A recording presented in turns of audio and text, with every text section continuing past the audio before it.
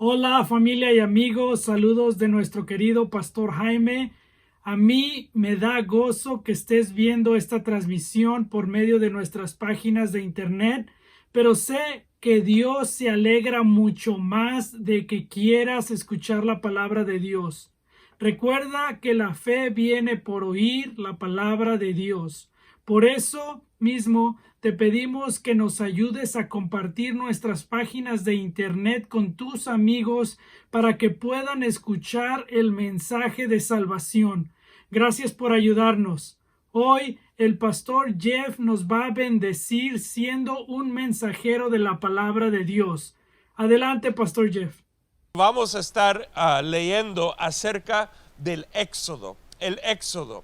Y quiero con esto poner el título llamándolo esto, salvación por medio del Hijo, salvación por medio del Hijo. Mírale a alguien y diles, es el Hijo que te salva.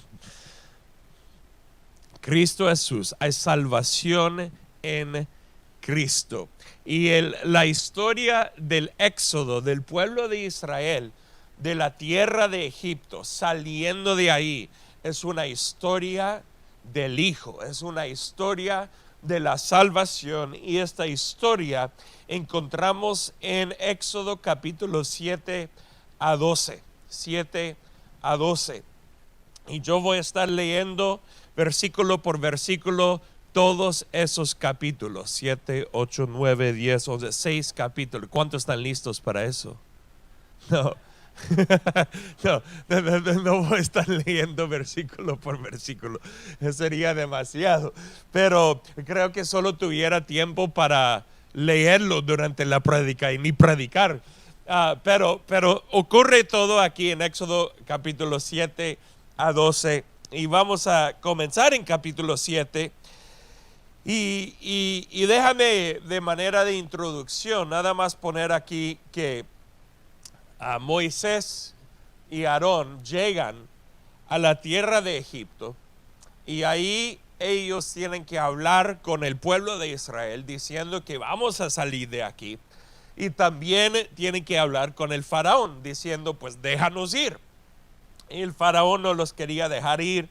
Y en el comienzo de capítulo 7 tenemos un milagro que ocurre, no lo voy a leer, pero donde la vara de Aarón se convierte en serpiente, y ellos hacen eso, pero de repente los magos o los hombres que hacen magia en Egipto también hacen la misma cosa. Entonces el faraón piensa, no, pues mi gente puede hacer la misma cosa que ustedes, entonces ¿para qué los voy a dejar ir? Y ahí es donde llegamos a la primera de 10 plagas.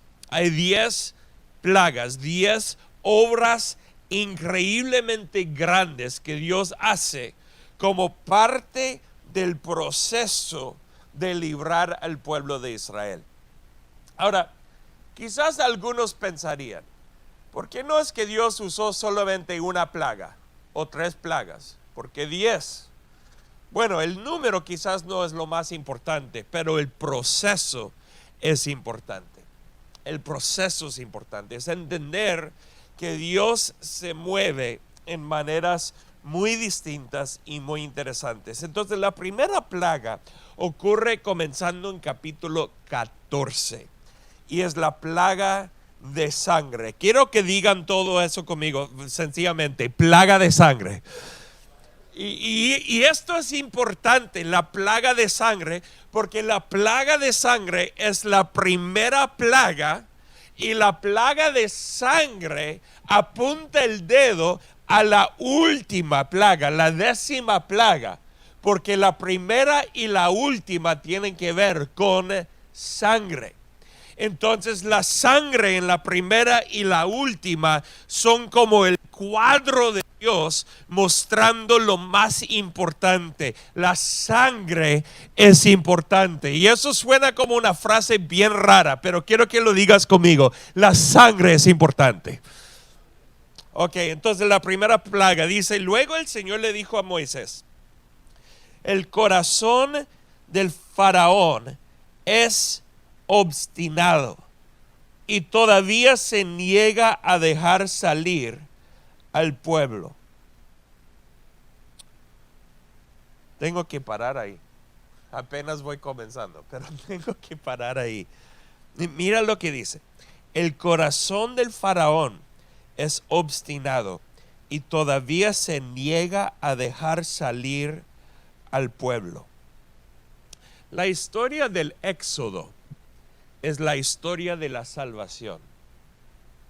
Toda la historia del Éxodo y las 10 plagas muestran la historia de Jesús y la salvación que tú y yo tenemos en Cristo. Y Faraón es un ejemplo del pecado. Hasta puede ser también un ejemplo simbólico de Satanás. Quiero que mires a Faraón con Israel de la misma manera que miras al pecado contigo. Mira lo que dice. Ahora, en vez de tener Faraón como el nombre, pon pecado ahí como el nombre en vez del Faraón. Las dos palabras comienzan con la misma letra, Faraón y pecado. Aquí va. El corazón del pecado es obstinado y todavía se niega a dejar salir al pueblo. O en otras palabras, el pecado trata de mantenernos en esclavitud. ¿Cuántos entienden lo que estoy diciendo? El pecado quiere mantenernos muertos, mantenernos en una posición de esclavitud y nunca dejarnos salir. Sigue diciendo, así que irás a ver al faraón por la mañana. Cuando descienda el río, párate junto a la ribera del río Nilo para encontrarte ahí con él. No te olvides de llevar contigo la vara que se convirtió en serpiente. Luego anúnciale lo siguiente: el Señor, Dios de los hebreos, me envió a decirte, deja ir a mi pueblo para que me adore en el desierto. Hasta ahora te has negado a escucharlo. ¿Sabe que eso es lo que el enemigo no quiere? El enemigo de tu alma, de tu vida, no quiere que tú vivas una vida de adoración a Dios. Te quiere mantener en esclavitud para que tú y yo no tengamos una vida de adoración a Dios. Pero ¿cuántos entienden y cuántos saben que la adoración a Dios nos trae libertad? Versículo 17, por lo tanto esto dice el Señor, te mostraré que yo soy el Señor. Mira, con esta vara que tengo en la mano golpearé el agua del Nilo y el río se convertirá en sangre. Los peces del río morirán y el río apestará a los egipcios, no podrán beber agua del Nilo. Luego el Señor le dijo a Moisés, dile a Aarón, toma tu vara y extiende tu mano sobre las aguas de Egipto, todos sus ríos, canales, estanques y depósitos de agua, convierte todo el agua en sangre. En todo Egipto el agua se transformará en sangre, incluso el agua almacenada en vasijas de madera y en tinajas de piedra. Moisés y Aarón hicieron tal como el Señor les ordenó. A la vista del faraón y de todos sus funcionarios, Aarón extendió su vara y golpeó el agua del Nilo. De repente todo el río se convirtió en sangre, murieron los peces del río y el agua quedó tan asquerosa que los egipcios no podían beberla. Había sangre por todas partes en la tierra de Egipto. Todo el agua se convierte en sangre. La sangre es la entrada de la salvación. La sangre es donde comienza la salvación de Dios. La salvación está en la sangre. Eso es tan importante. La salvación está en la sangre. Mírale a alguien y diles, tu salvación está en la sangre. Y esa es una frase tan rara. Si no fuéramos creyentes cristianos y si alguien está escuchando esto por primera vez, suena tan raro decir, la salvación está en la sangre. Pero así es. La muerte es lo que trae la salvación. La sangre trae la salvación. Personas que están en guerras entienden este concepto. Porque puede ser que en la guerra alguien sacrificó su vida derramando su propia sangre para proteger a alguien más en el ejército. O sea, la sangre de uno era la salvación de alguien más. Y de la misma manera, ¿cuántos creen que es la sangre de Jesús que salva a cada uno de nosotros? Una declaración tan importante. Entonces comienza con la sangre. Las otras plagas son sencillas. En capítulos 8 y 9 y 10 tenemos la segunda plaga de ranas, la tercera de mosquitos, la cuarta de moscas, quinta de animales, la sexta de llagas purulentas, la séptima de granizo, la octava de langostas, la novena de tinieblas u oscuridad. Un montón de plagas que ocurren, que muestran el poder de Dios. Pero quiero que vean algo en Éxodo capítulo 8, comenzando en versículo 8. Dice entonces el faraón, esto es durante la plaga de ranas. El faraón mandó llamar a Moisés y a Aarón y les suplicó: rueguen al Señor que quite las ranas de mí y de mi gente. Yo dejaré salir. Quiero que digan conmigo: yo dejaré salir. Yo dejaré salir a su pueblo para que ofrezca sacrificios al Señor. Entonces, ¿qué ocurre ahí? Moisés va y él ora a Dios para que Dios pare la plaga de las ranas. Y eso ocurrió. Dios paró la plaga y dice en versículo 14: los egipcios las apilaron en grandes montones y un hedor insoportable llenó todo el territorio. Versículo 15, mira esto conmigo. Dice: pero cuando el faraón vio que había alivio, se puso terco y se negó a escuchar a Moisés y a Aarón, tal como el Señor había dicho. O en otras palabras, Faraón dijo: solo para esta plaga de ranas y les voy a dejar ir. Y cuando Dios paró esa plaga de ranas, ¿qué hace Faraón?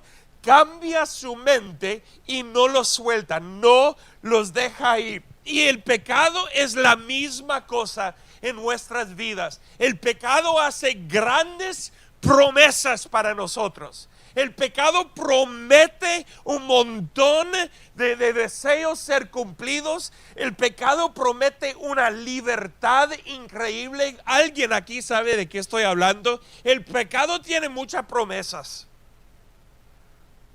Ayer estaba leyendo de un señor que era creyente.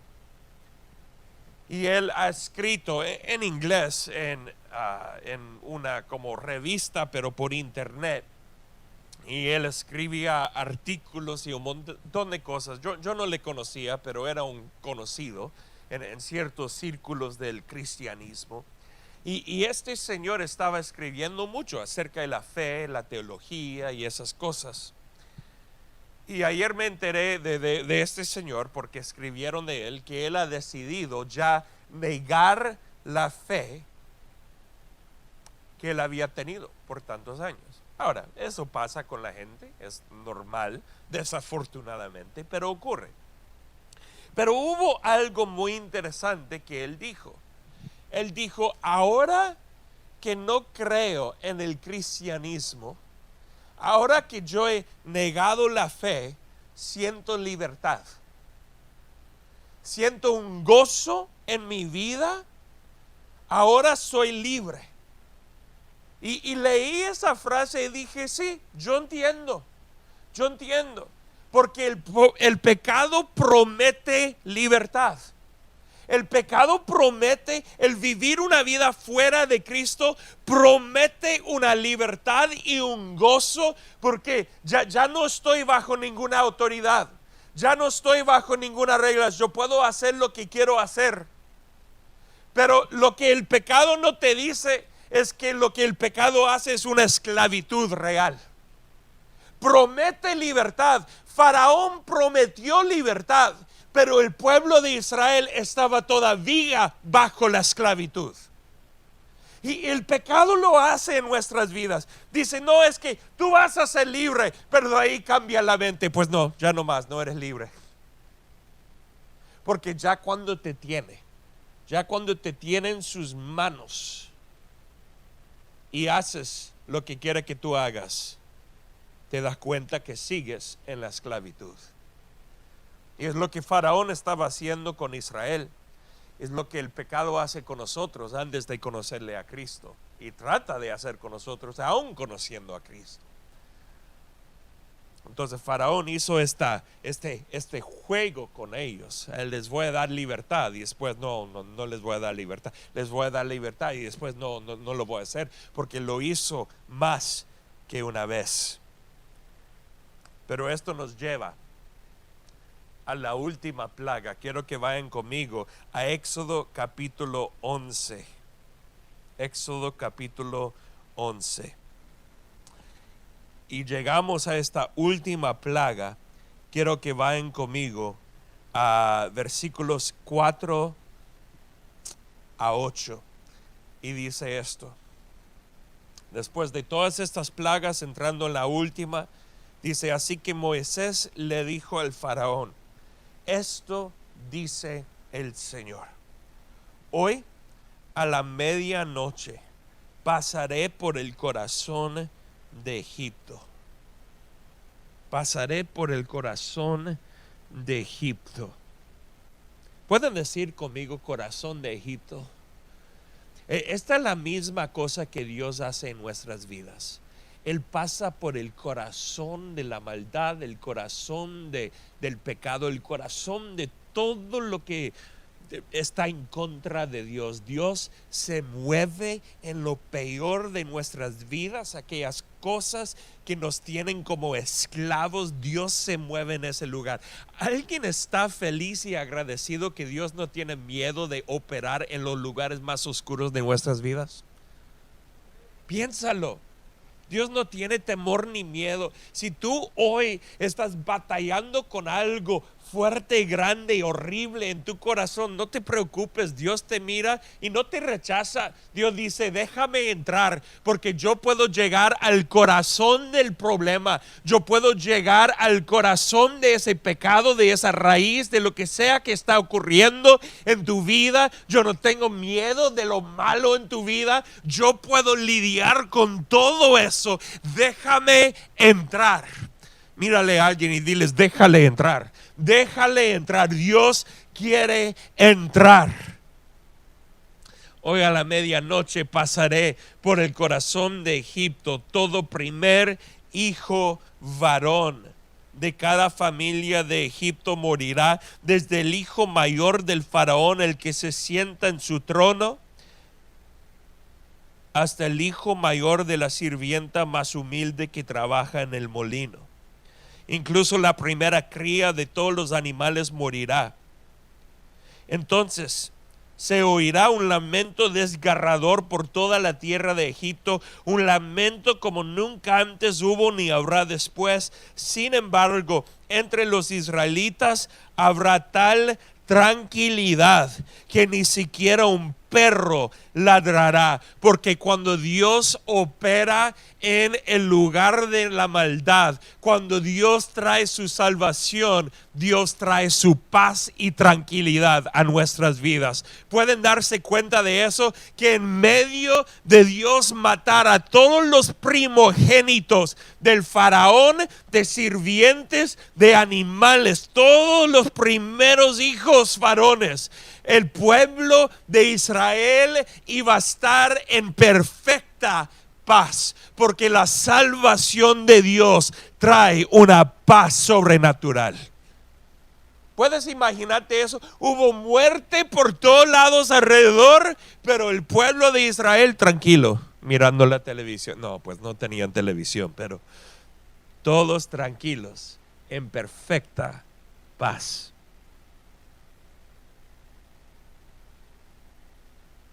Entonces sabrán, dice, que el Señor hace una distinción entre los egipcios y los israelitas. Versículo 8 todos los funcionarios de Egipto correrán a buscarme y caerán al suelo ante mí y me suplicarán: por favor, vete, apresúrate y llévate a todos tus seguidores, solo entonces me iré. Luego Moisés, ardiendo de enojo, salió de la presencia del faraón.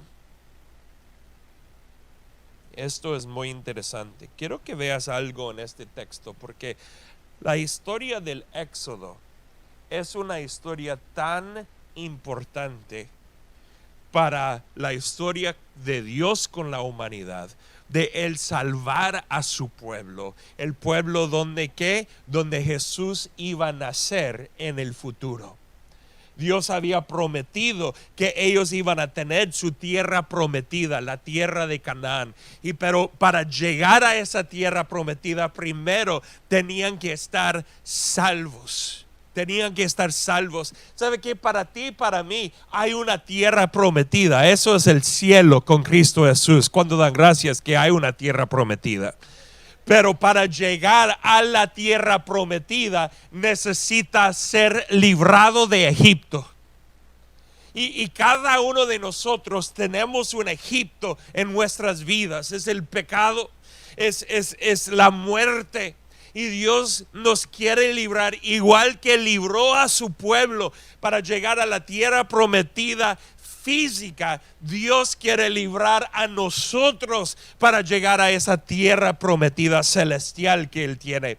Y es algo tan interesante si mires en versículos 4 a 8 y específicamente en versículo 5, que dice que el primer hijo varón de cada familia de Egipto, el primer hijo varón de cada sirviente y la primera cría de todos los animales morirá.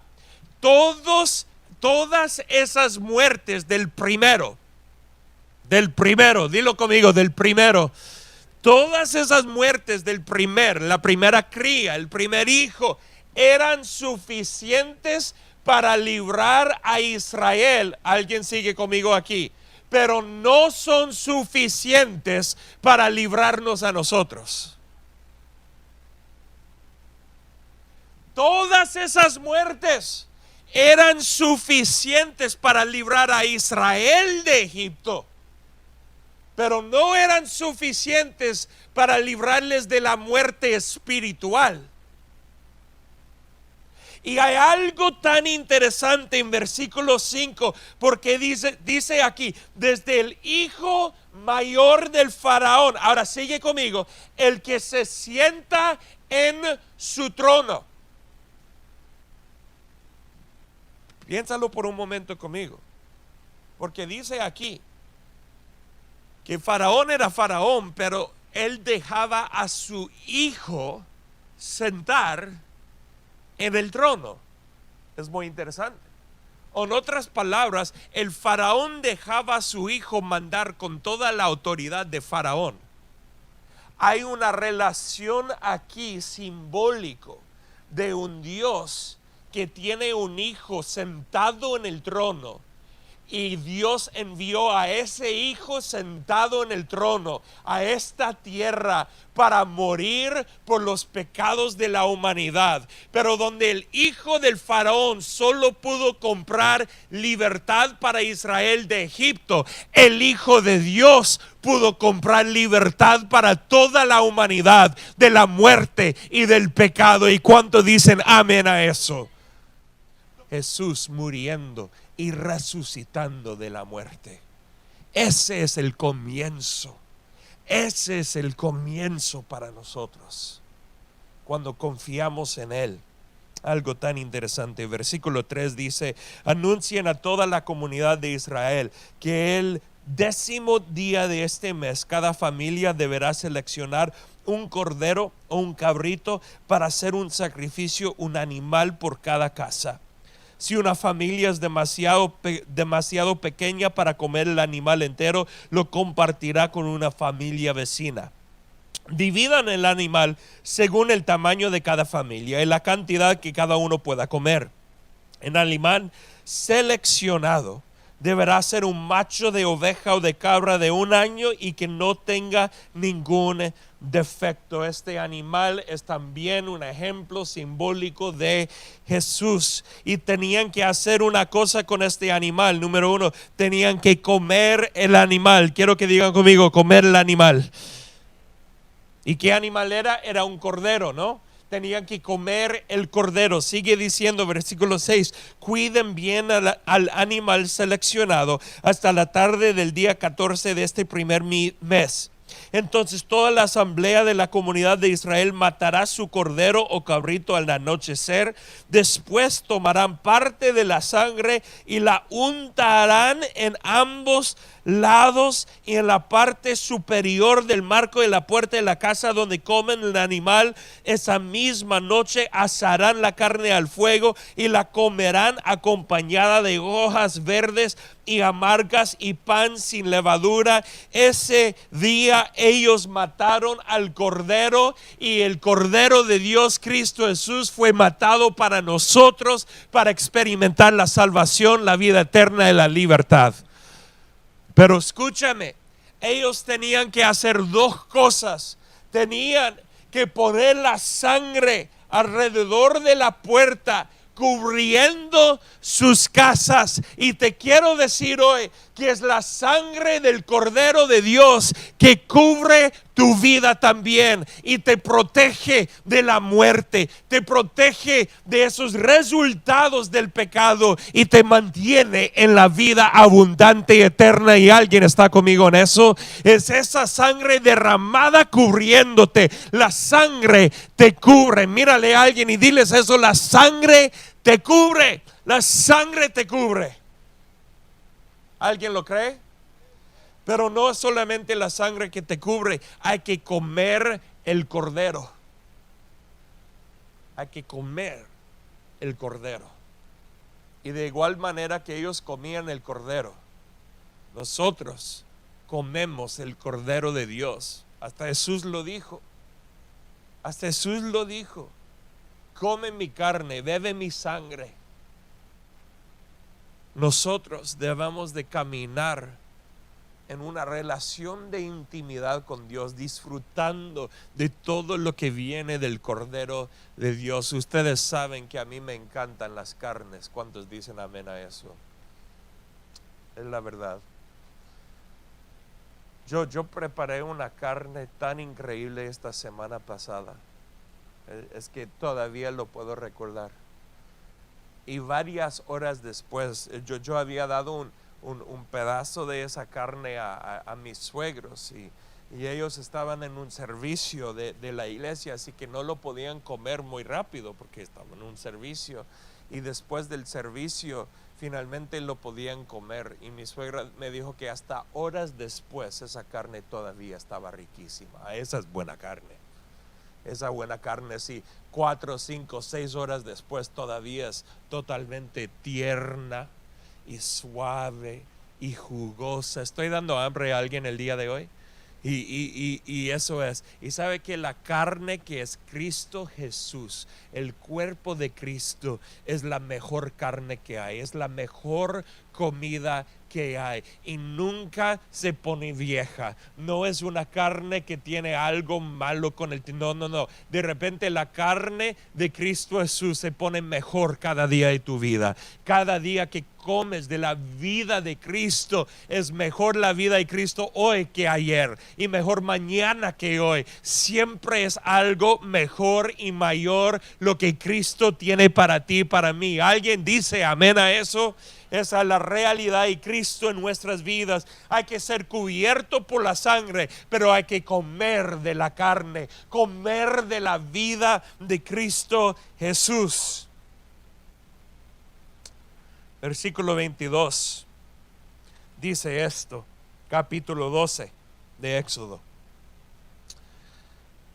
Dejen escurrir la sangre en una vasija, después tomen un manojo de ramas de hisopo y mójenlo en la sangre. Con el hisopo unten la sangre en la parte superior y en ambos lados del marco de la puerta de sus casas, que nadie salga de la casa hasta la mañana, pues el Señor pasará por la región para herir de muerte a los egipcios. Pero cuando él vea la sangre en la parte superior y en ambos lados del marco de la puerta, el Señor pasará esa casa de largo, no permitirá que su ángel de la muerte entre en las casas de ustedes y los hiera de muerte. La salvación otra vez está en la sangre. La salvación está en la sangre.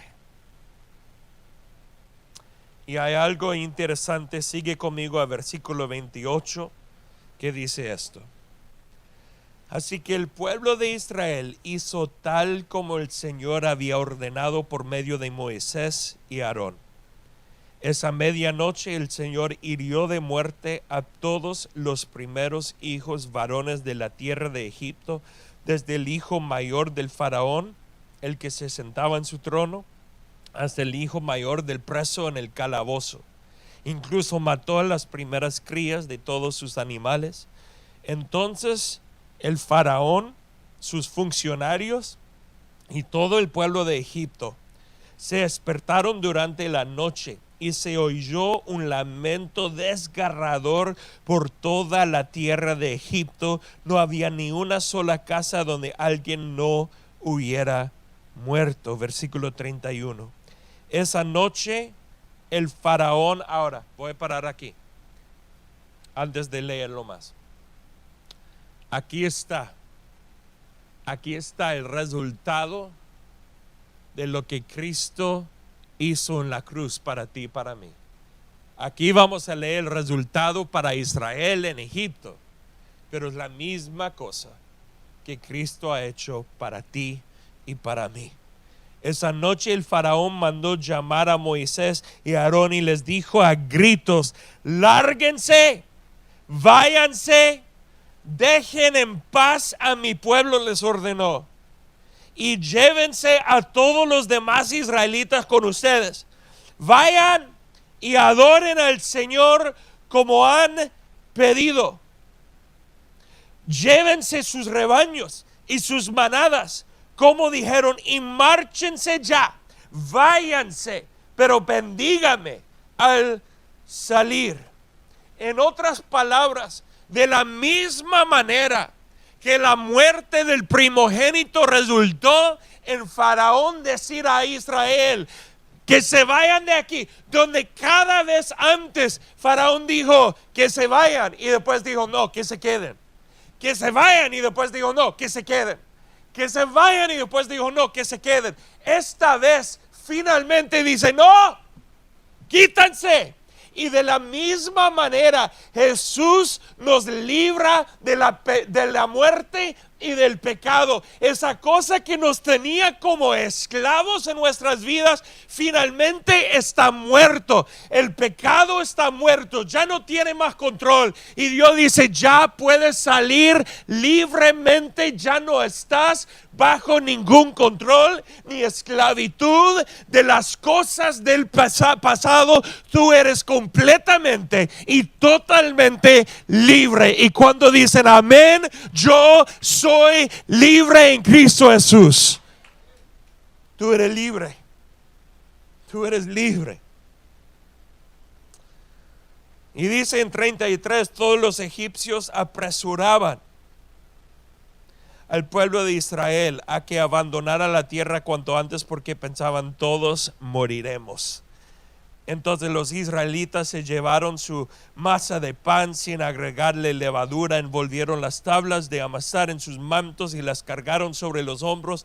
Los israelitas hicieron lo que Moisés les había indicado, pidieron a los egipcios, mira esto, versículo 35, esto es increíble, pidieron a los egipcios ropa y objetos de plata y de oro, y el Señor hizo que los egipcios miraran con agrado a los israelitas y dieron al pueblo de Israel todo lo que pidió. Así despojaron a los egipcios de sus riquezas. Quiero que sepas, igual que Israel al salir de Egipto salió con las riquezas de Egipto, cuando tú sales de la muerte y el pecado entrando en la salvación de Cristo, hay bendiciones y hay favor de Dios que vienen contigo a tu vida con Cristo. Hay unas bendiciones que son increíbles. La bendición celestial viene, pero hay bendiciones ahora que vienen al poner toda tu confianza y toda tu fe en Cristo Jesús. Y cuando dicen conmigo, yo recibo la bendición.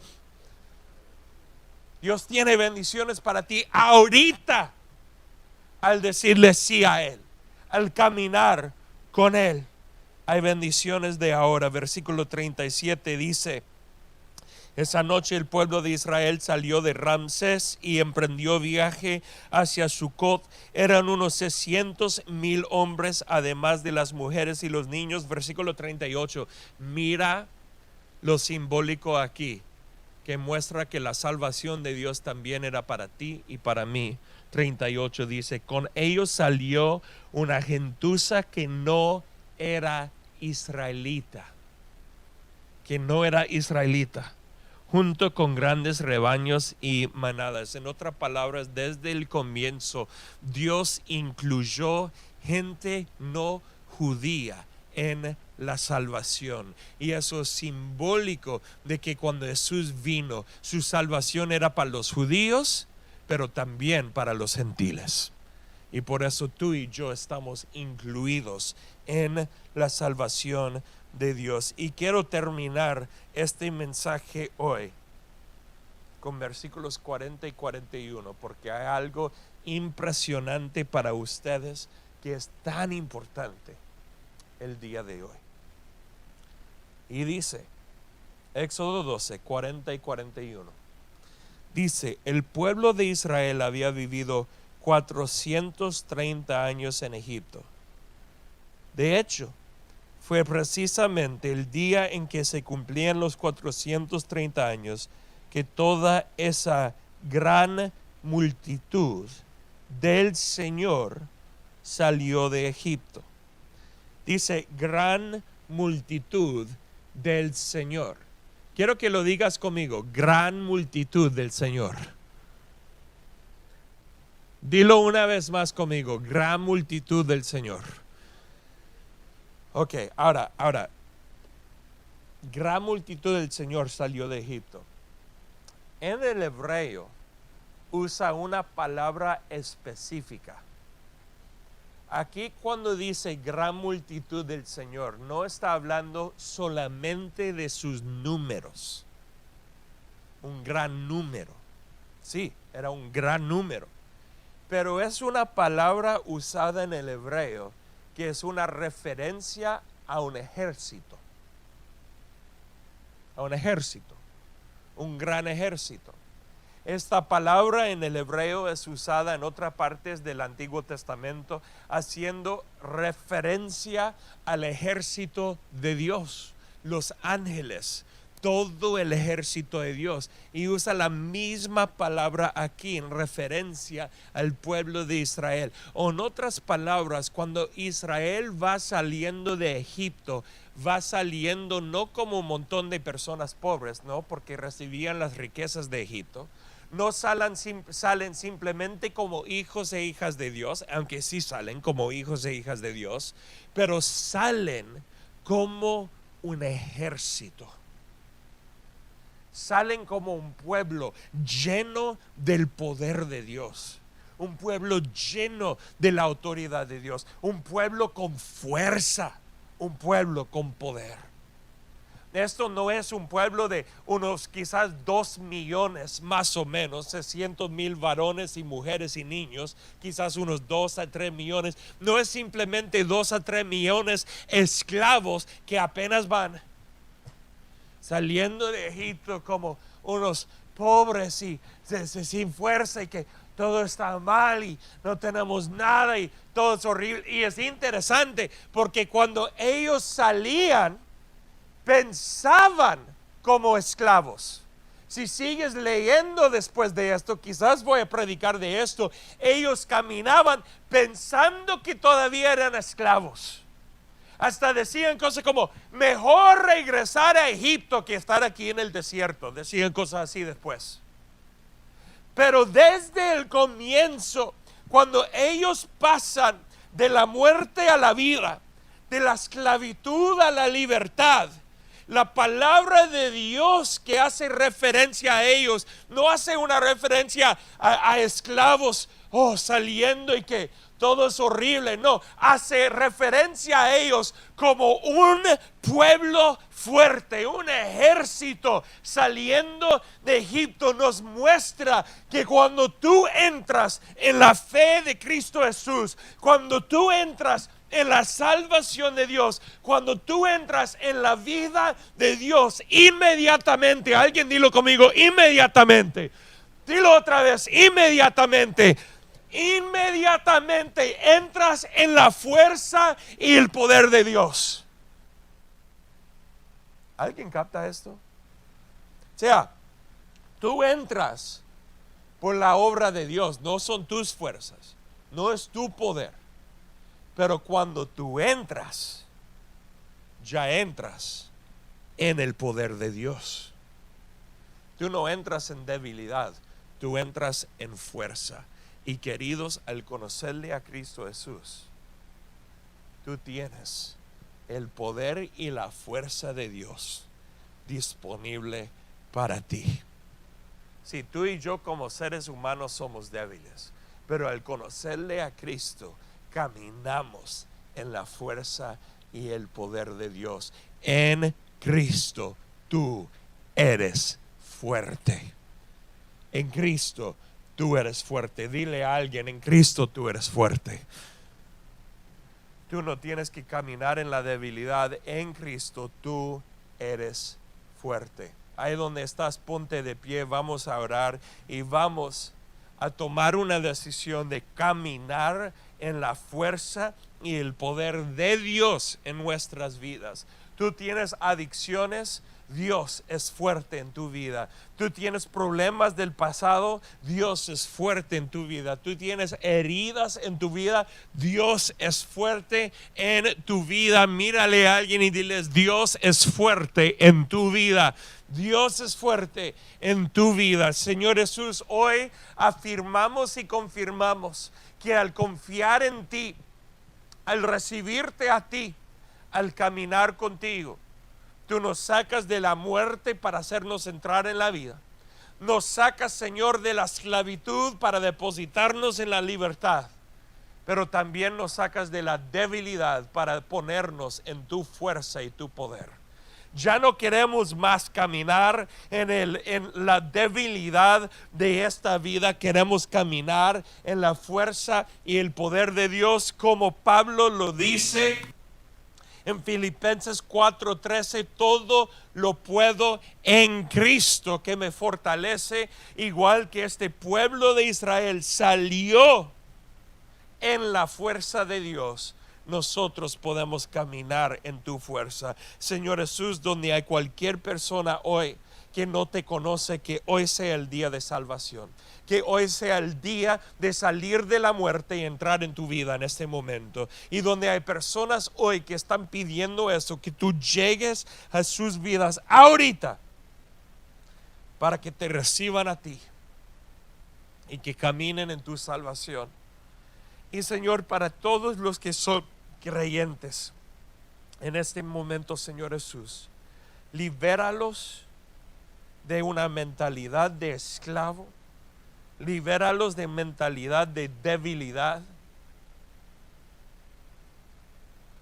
y ayúdalos a caminar en tu fuerza y en tu poder, porque en ti nosotros somos fuertes.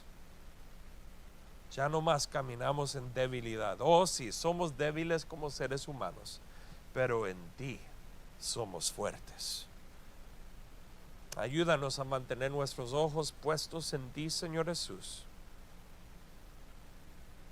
y recibir la libertad, la fuerza, la salvación, la vida y todo lo demás que tú tienes para nosotros.